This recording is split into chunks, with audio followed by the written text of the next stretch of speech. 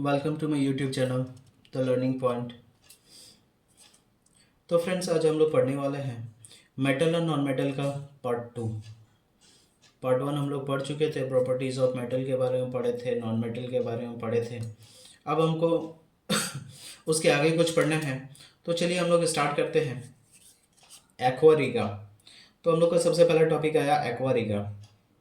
Aqua क्या होते हैं? एक मिक्सचर होते हैं, 1 पार्ट ऑफ नाइट्रिक एसिड और 3 पार्ट ऑफ हाइड्रोक्लोरिक एसिड।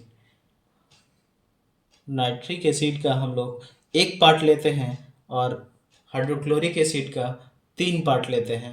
ये हम इसको मिलाने के बाद जो मेरा एक फॉर्म होगा, मतलब क्या बोल सकते हैं, एक सॉल्यूशन जो बनेगा वो क्या होगा, मेरा एक्वा। और ये काफ़ी डेंजरस होता है। इसके पास इतना कैपेसिटी होता है कि वो लगभग हर मेटल को गला सकते हैं। They have highly corrosive nature and it can dissolve all metals. अभी एक टॉपिक आया मेरा क्वेश्चन में था कि सब मेटल्स आर मोर रिएक्टिव। कुछ मेटल्स क्या होते हैं, काफ़ी रिएक्टिव होते हैं, और कुछ मेटल्स जो होते हैं कम रिएक्टिव होते हैं। तो कुछ ज़्यादा रिएक्टिव होने का कारण क्या है और किसी का कम रिएक्टिव होने का कारण क्या है, तो चलिए देखते हैं। जैसे अभी रिएक्शन, जो रिएक्टिव होने का मतलब क्या हुआ, रिएक्शन करने का जो कैपेसिटी होता है वो हो गया। तो कोई आपका बहुत जल्दी रिएक्शन करेगा, कोई आपका बहुत लेट से रिएक्शन करेगा। तो इसका कारण क्या होता है, जैसे हम लोग देख लेते हैं कि अगर हमको किसी किसी को भी अगर मान लेते हैं, किसी को हम बोले कि आप 1 पेज लिखो और किसी को बोलेंगे आप 3 पेज लिखो, तो कौन जल्दी लिखेगा? ऑब्वियस है कि 1 पेज जो जिसको लिखने बोलेंगे वही जल्दी लिख के देगा। तो इसका मतलब क्या हुआ कि अगर मान लेते हैं कि मेरा जितना भी मेटल होता है वही इलेक्ट्रॉन को लूज कर सकता है और उसके बाद आपका रिएक्शन कर सकता है। तो इलेक्ट्रॉन लूज करने का कैपेसिटी सबसे पहले किसका होगा? सोडियम का होगा, क्योंकि वो सबसे पहले आ रहा है। पोटेशियम हो रहा है, सोडियम पोटेशियम, जिसका एक एक इलेक्ट्रॉन लूज करना हो वो आसानी से और बहुत जल्दी लूज कर देगा, और जिसको 2 इलेक्ट्रॉन लूज करना हो वो थोड़ा लेट से करेगा, और जिसको 3 इलेक्ट्रॉन लूज करना हो वो और ज़्यादा लेट से करेगा। तो इसका मतलब क्या हुआ? All the metal atom react by losing electron. जितने भी मेटल होते हैं वो इलेक्ट्रॉन को लूज करके ही रिएक्ट करते हैं। If the metal atom can lose electron very easily, अगर मेटल एटम बहुत आसानी से इलेक्ट्रॉन को लूज कर सकता है तो वो बहुत जल्दी रिएक्शन कर जाएगा। If the metal atom loose electron less readily, मतलब वो बहुत लेट से अगर रिएक्शन कर सकता है तो वो क्या करेगा? स्लो रिएक्ट करेगा। जैसे हम सोडियम का एग्जांपल लिए, सोडियम क्या कर सकता है, एक ही इलेक्ट्रॉन होता है वो तुरंत लूज कर देगा, लेकिन अल्युमिनियम के पास 3 इलेक्ट्रॉन होता है, उसको लूज करने में काफ़ी टाइम लग जाएगा, इसलिए वो क्या करेगा, थोड़ा स्लो रिएक्ट करेगा। चलिए उसके बाद एक क्वेश्चन आया कि some metals are more reactive than hydrogen. कुछ मेटल्स जो होते हैं हाइड्रोजन से ज़्यादा रिएक्टिव होते हैं। हाँ, हाइड्रोजन से ज़्यादा बहुत सारे ऐसे भी एलिमेंट आते हैं जो हाइड्रोजन से ज़्यादा रिएक्टिव होते हैं। और हम लोग देखते हैं जो आपका एसिड का रिएक्शन होता है मेटल के साथ, वो क्या करता है, एसिड के साथ मेटल रिएक्ट करता है। करने सकने का कारण ये होता है कि वो हाइड्रोजन को उसके जगह से हटा सकता है, मतलब उससे ज़्यादा रिएक्टिव होता है। तो देखते हैं जैसे as they can lose electron more readily than hydrogen. जितना जल्दी आपका हाइड्रोजन लूज करेगा इलेक्ट्रॉन को, उससे जल्दी वो क्या कर सकता है, अगर इलेक्ट्रॉन को लूज कर सकता है तो इसका मतलब वो रिएक्टिविटी सीरीज में उसके ऊपर आ जाएगा, मतलब बहुत ज़्यादा रिएक्टिव हो जाएगा हाइड्रोजन से। हाइड्रोजन से जितना ज़्यादा रिएक्टिव होगा वो रिएक्टिविटी सीरीज में उतना ही ऊपर आते जाएगा। लास्ट वाला स्लाइड में हम आपको दिखाए थे रिएक्टिविटी सीरीज, जिसमें क्या था, हाइड्रोजन के ऊपर बहुत सारे एलिमेंट थे, वो सभी हाइड्रोजन से ज़्यादा रिएक्टिव थे, मतलब उससे जल्दी वो रिएक्शन कर सकते थे। सब metal are less reactive than hydrogen. कुछ ऐसे भी मेटल होते हैं जो हाइड्रोजन से भी कम रिएक्टिव होते हैं, और ऐसा होने का कारण क्या है कि वो हाइड्रोजन से ज़्यादा टाइम लगाते हैं अपने इलेक्ट्रॉन को लूज करने के लिए। उसके बाद आता है reaction of metal with salt solution. हम क्या करते हैं, मेटल का रिएक्शन सॉल्ट सॉल्यूशन के साथ कराते हैं। तो देखते हैं क्या होता है। One metal react with salt solution, salt जैसे कॉपर सल्फेट हो गया CuSO4, ब्लू कलर का होता है, देखने में काफ़ी अच्छा लगता है। उसको मेडिसिन के रूप में भी यूज़ किया जाता है, आपको आगे बताएंगे। अगर आपको जानना हो तो आप पूछ सकते हैं, कमेंट सेक्शन में आप पूछिए, हम आपको ज़रूर बताएंगे कि इसका यूज़ आप मेडिसिन में कैसे कर सकते हो। Metal react with salt solution, metal आपका सॉल्ट सॉल्यूशन के साथ रिएक्शन करता है, उसके बाद डिस्प्लेस कर देता है रिएक्टिव लेस रिएक्टिव मेटल को। जैसे आपका देख सकते हैं ये जो मेटल है Zn,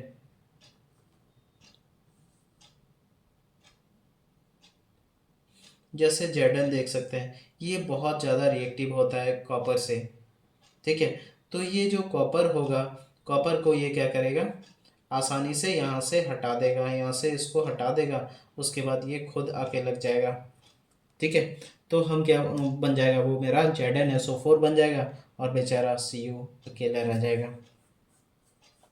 तो मेटल क्या करेगा, वो जो आपका सॉल्ट बना हुआ था उसमें से वो सॉल्ट में अगर लेस रिएक्टिव मेटल है तो अगर उससे हाईली रिएक्टिव मेटल आएगा तो उसको वहाँ से हटा देगा और फिर खुद लग जाएगा उसके साथ। उसके बाद आता है reaction of metal with chlorine. आपका देखते हैं metal react with chlorine to form ionic chloride. जब आपका मेटल रिएक्ट करेगा क्लोरीन के साथ तो वो आयोनिक क्लोराइड बनाएगा। आयोनिक बोलने का मतलब हुआ इसमें क्या करेगा, पॉजिटिव और नेगेटिव आयन का बात आता है। Na में क्या रहता है, पॉजिटिव आयन रहता है Na+, और Cl में क्या रहता है आपका माइनस होता है, ठीक है। जिसके कारण यहाँ पे पहले से मेरा Cl2 था, देख सकते हैं यहाँ पे पहले Cl2 था, इसका मतलब एक Cl को एक इलेक्ट्रॉन चाहिए होता है, तो यहाँ पे 2 Cl है, इसका मतलब 2 इलेक्ट्रॉन का जरूरत होगा। जिसके कारण सोडियम पहले अकेले आया था, उसके बाद देखा कि और एक वैकेंसी खाली है और एक Cl का, तो वो क्या करता है फिर अपने जात बिरादरी वाला और एक Na को लेके आता है और यहाँ पे 2Na 2 एक साथ रहता है और ये आपका 2 Cl के साथ रिएक्शन करेगा और आपका 2NaCl बना देगा, और ये जो बनेगा वो एकदम न्यूट्रल सॉल्ट होगा। उसके बाद देख सकते हैं Mg, ठीक है, और यहाँ पे 2Cl2 है, Cl2 का एटम है। तो हम क्या कर सकते हैं, जब हम देखें कि यहाँ पे Cl2 का एटम है तो ये क्या करेंगे हम, अब जब मैं Mg को लेके आएंगे तो हमको पता है कि Mg के पास 2+ साइन होता है, मतलब वो 2 इलेक्ट्रॉन को लूज कर सकता है, उसके पास कैपेसिटी होता है 2 इलेक्ट्रॉन को लूज करने का। तो इसमें हमको 2 आगे में लगाने का कोई ज़रूरत नहीं है। इसमें क्या करेगा, Mg के पास 2 इलेक्ट्रॉन वैसा ही होता है, तो वो क्या करेगा इस Cl को दे देगा, एक Cl को, और दूसरा जो बचेगा वो दूसरा वाला Cl को देगा, जिससे क्या हो जाएगा MgCl2 बन जाएगा। आई होप कि आपको समझ में आया होगा। चलिए नेक्स्ट टॉपिक देखते हैं, reaction of metal with hydrogen. अभी मेटल हाइड्रोजन के साथ रिएक्शन कैसे करेगा। ज़्यादातर जो मेटल होता है वो हाइड्रोजन के साथ रिएक्शन करता ही नहीं है, क्योंकि आपका हाइड्रोजन भी क्या होता है, डोनर होता है, वो इलेक्ट्रॉन को लूज करेगा, और आपका मेटल जो होता है वो भी इलेक्ट्रॉन को लूज करेगा। तो जब दोनों ही लूज करने वाले हैं तो फिर इलेक्ट्रॉन को लेगा कौन। तो इसके कारण वो ज़्यादातर जो मेटल होता है हाइड्रोजन के साथ रिएक्शन करता ही नहीं है। लेकिन उसमें से भी कुछ आते हैं एक्सेप्शन में, जैसे कुछ ऐसे भी रिएक्टिव मेटल्स होते हैं जो हाईली रिएक्टिव होते हैं, जैसे सोडियम हो गया, पोटेशियम हो गया, कैल्शियम, मैग्नीशियम, ये सब थोड़े ज़्यादा ज़्यादा रिएक्टिव होते हैं। वो क्या कहते हैं, ज़बरदस्ती हाइड्रोजन को इलेक्ट्रॉन देके चले जाते हैं और उसके बाद फिर आपका उसका 2NaH बना है। ठीक है, समझ में आया होगा। Chemical properties of non metal, अभी हमको देखना है। अभी तक तो हम क्या देख रहे थे, केमिकल प्रॉपर्टीज ऑफ मेटल को पढ़ रहे थे, अब हमको पढ़ना है chemical properties of non metal. तो देखिए, reaction of non metal with oxygen. अभी नॉन मेटल जो है रिएक्ट करता है ऑक्सीजन के साथ, एसिडिक ऑक्साइड बनाता है और न्यूट्रल ऑक्साइड बनाता है। हम लोग पढ़े थे मेटल जब रिएक्ट कर रहा था ऑक्सीजन के साथ तो वो बेसिक ऑक्साइड बनाया था, लेकिन नॉन मेटल जब ऑक्सीजन के साथ रिएक्शन करता है तो वो एसिडिक बनाता है और न्यूट्रल भी बनाता है। अब देखते हैं एसिडिक वाला, जैसे C+O2 आपका CO2 बनाया, ये प्रेजेंस ऑफ, ध्यान रखिएगा, ये प्रेजेंस ऑफ एयर में है तो ये एसिडिक ऑक्साइड बनाया। वही आप देख सकते हैं यहाँ पर फॉर्मेशन ऑफ न्यूट्रल ऑक्साइड में आपका 2C+O2, यहाँ पे 2CO बनाया।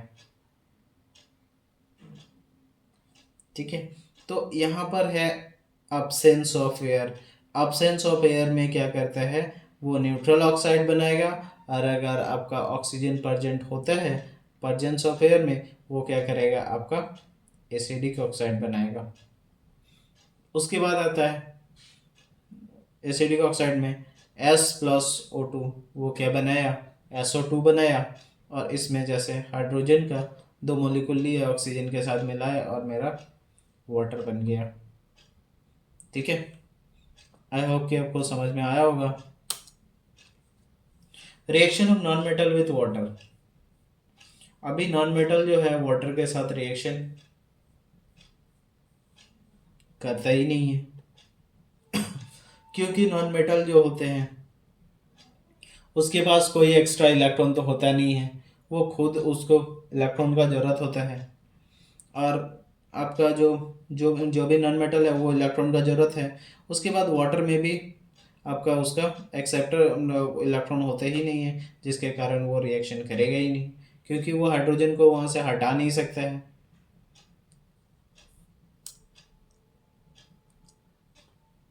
Reaction of non metal with dilute acid. Non metal do not react with dilute acid. Non metal भी आपका रिएक्शन नहीं करेगा डाइल्यूट एसिड के साथ, क्योंकि डाइल्यूट एसिड जो भी एसिड होता है ज़्यादातर एसिड में आपका H ही होता है, हाइड्रोजन, और हाइड्रोजन को नॉन मेटल हटा नहीं सकता है, क्योंकि हाइड्रोजन डोनर होता है, वो इलेक्ट्रॉन दे सकता है, लेकिन नॉन मेटल को तो इलेक्ट्रॉन लेना ही है। जब ये खुद लेने वाला है तो ये इलेक्ट्रॉन दे कैसे सकता है, अब दे नहीं सकता है तो वो रिएक्शन वो कर भी नहीं सकता है।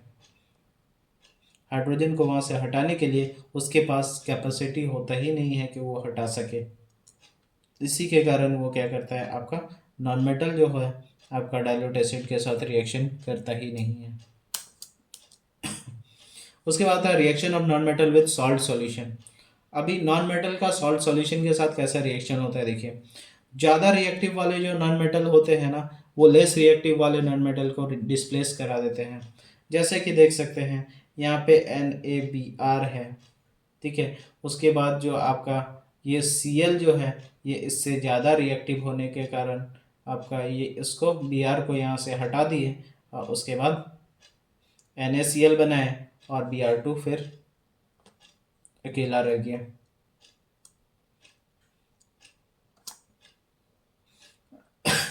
नेक्स्ट टॉपिक आता है reaction of non metal with chlorine.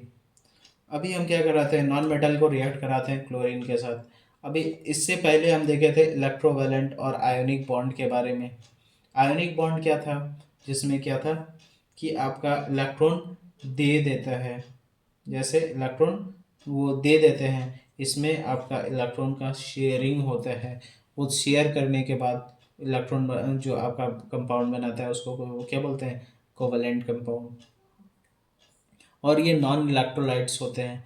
Non electrolytes बोलने का मतलब हुआ कि वो इलेक्ट्रिसिटी को कंडक्ट नहीं करेंगे, जैसे H2+Cl2 2HCl।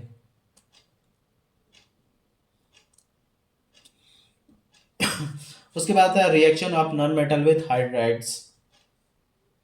जैसे देख सकते हैं non metal react with hydrogen. Non metal आपका हाइड्रोजन के, सॉरी हाइड्रोजन लिखना था, non metal react with hydrogen to form covalent hydride. Non metal आपका रिएक्ट करता है हाइड्रोजन के साथ, और वो क्या बनाता है, हाइड्राइड्स।